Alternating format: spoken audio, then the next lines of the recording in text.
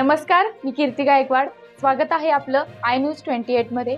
चला तर मग जाणून घेऊयात महाराष्ट्रातल्या ताज्या घडामोडी. तासगाव पोलिसांच्या ताब्यात सराईत गुन्हेगार. जिल्हा सांगली. तासगाव तालुका तासगाव पोलीस स्टेशनच्या हद्दीत एक देशी कट्टा व 2 गोळ्या तसेच 8,72,500 रुपयांच्या गांजा विक्री करणारे 4 आरोपी पोलिसांच्या ताब्यात.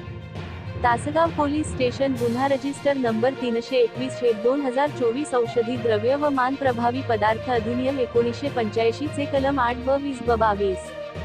दिनांक 1 जुलै 2024 रोजी रात्री 11 वाजेच्या दरम्यान तासगाव ते भिवघाट जाणारे रोडवरती बिरनवाडी फाटा येथे आरोपी नंबर 1 मनोज संभाजी नागणे वय 36 वर्षे राहणार मौद बुद्रुक तालुका सांगोला जिल्हा सोलापूर. आरोपी नंबर 2 ज्ञानेश्वर महादेव काळे वय 30 वर्षे.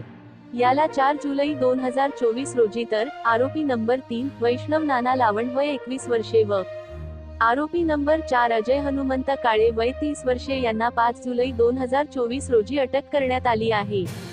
आरोपी नंबर 2 ते 4 राहणार नरसिंहपूर तालुका इंदापूर जिल्हा पुणे यांच्याकडून हस्तगत केलेला मुद्देमाल 8,72,500 रुपये किमतीचा गांजा, 40,000 रुपये किमतीची देशी बनाव कट्टा मॅगझिन पिस्तूल, 1,600 रुपयाचे 2 कारतूस आणि 4,50,000 रुपयाची हुंडाई कंपनीची पांढऱ्या रंगाची एक्झिट 4 चाकी गाडी असे एकूण टोटल 13,99,225 रुपयाच्या मुद्देमाल तासगाव पोलिसांनी केला. हस्तगत कार्यवाही करणारे अधिकारी व कर्मचारी माननीय पोलीस अधीक्षक Shri Sandeep Ghuge show Sangli, upper police अधीक्षक रितू खोकर, उपविभागीय पोलीस अधिकारी Tasgaon police station, Sachin Thorbole police निरीक्षक सोमनाथ वाघ, पोलीस उपनिरीक्षक राजू अन्नछत्रे व त्यांच्या सहकार्यांनी ही कामगिरी बजावून अंमली पदार्थांची तस्करी करणाऱ्या गुन्हेगारावरती कार्यवाही केल्यामुळे तासगाव परिसरातील नागरिकांमध्ये चर्चेला आले उधाण आले आहे.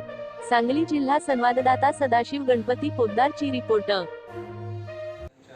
मार्गदर्शनानुसार NDPSचा गुन्हा दाखल झालेला होता. त्यामध्ये मनोज नागणे यांना सांगलीचा आरोपी 4 किलो गांजासह भेटलेला होता. त्यानंतर त्याच्या घरझडतीमध्ये अजून 8 किलो गांजा आपल्याला भेटलेला आहे.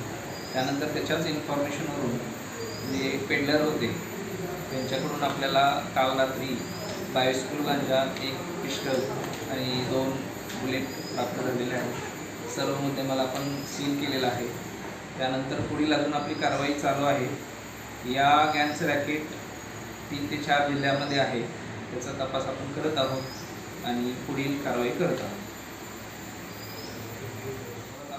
जिल्हा सोलापूर.